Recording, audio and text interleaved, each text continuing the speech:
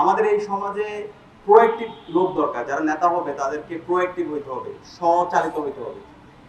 আমাদের এই সমাজে দেখা যায় নির্বাচনের আগে আগে এমন কিছু নেতা আসে, ওদের 10 বছর 5 বছর ধরে ওদের কোনো অ্যাক্টিভিটি দেখা যায় না, কিন্তু নির্বাচনের আগে চমৎকার চমৎকার কিছু গল্প শোনে, তাদের কথা এবং কাজের মধ্যে আমরা মিল দেখতে পাই না।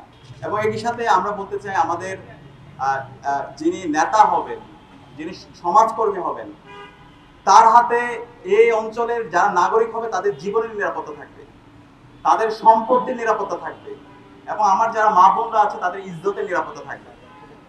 এবং এই যে রমনা সমাজ কল্যাণ সোসাইটি যারা এখানে নেতৃত্ব পর্যায়ে আছে তারা তারা প্রমাণ করেছে, তারা যতদিন ধরে এখানে রাজনীতি করছে, সমাজকর্মী হিসেবে তারা কাজ করছে, একজন মানুষের বিরুদ্ধে আপনি দেখাতে পারবেন না যে কারো অধিকার হরণ করেছে, কারো সম্পত্তি লুট করেছে, কারো উপর অন্যায়ভাবে জুলুম করেছে, অথবা কেউ কোনো দুর্নীতি করেছে, কারো টাকা মেরে খেয়েছে।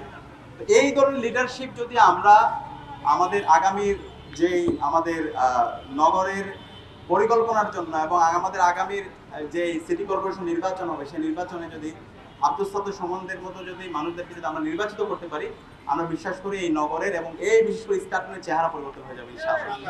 তো সেই জায়গা থেকে আমরা নগরের এই ইস্কাটনের যারা বাসিন্দারা আছে আমরা তাদেরকে বলতে চাই, আমরা আপনাদের জীবনের নিরাপত্তার জন্য আমরা কাজ করতে চাই, সম্পদের নিরাপত্তার জন্য কাজ করতে চাই, স্বাস্থ্যের নিরাপত্তার জন্য আমরা কাজ করতে চাই, এখানকার যারা শিশুরা আছে, শিক্ষার্থীরা আছে, তাদের শিক্ষার অধিকার নিশ্চিতের জন্য আমরা কাজ করতে চাই।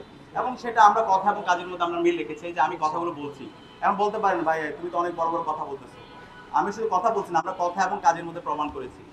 ডাকসুতে আমরা যখন দায়িত্ব নিয়েছিলাম তখন বলেছিল ডাকসুতে আমরা দায়িত্ব নেওয়ার পর আমরা কাজ করতে পারবো না। এরকম অসংখ্য অসহযোগিতার পরেও মাত্র 7 মাসের মধ্যে আমরা ঢাকা বিশ্ববিদ্যালয়ের শিক্ষার্থীদের কাছে যে কমিটমেন্টগুলো দিয়েছে প্রত্যেকটা কমিটমেন্ট আমরা অ্যাড্রেস করার চেষ্টা করেছি। এবং যেটা বললাম, যেটা হচ্ছে বিশ্ববিদ্যালয়ের প্রশাসনের কাজ ছিল, যেটা সিটি কর্পোরেশনের কাজ ছিল, যেটা রাষ্ট্রের কাজ ছিল, সেটা যখন তারা করছে না তখন আমরা নিজেরা করে দেখাইছি। এরকম অসংখ্য ফ্রি মেডিকেল ক্যাম্প আমরা প্রত্যেকটা হলের সামনে ছাত্রীদের হলে হলে গিয়ে, একই সাথে আমাদের কলা ভবন বিভিন্ন ফ্যাকাল্টির সামনে আমরা এই হেলথ ক্যাম্পগুলো করেছি, শিক্ষার্থীদের জন্য ফ্রি মেডিসিনের ব্যবস্থা করেছি, এবং এটা আমরা কন্টিনিউয়াসলি করছি। ঢাকা বিশ্ববিদ্যালয়ের যে মেডিকেল সেন্টার, সেই মেডিকেল সেন্টার সেটা প্রতিষ্ঠার করতে কোনো সংস্কার হয় নাই। এবং এটাও আপনারা অবাক হবেন, বাংলাদেশে না সারা বিশ্বে মনে হয় একমাত্র মেডিকেল সেন্টার ছিল যেটার ইমার্জেন্সিটা ছিল 2 তলায়।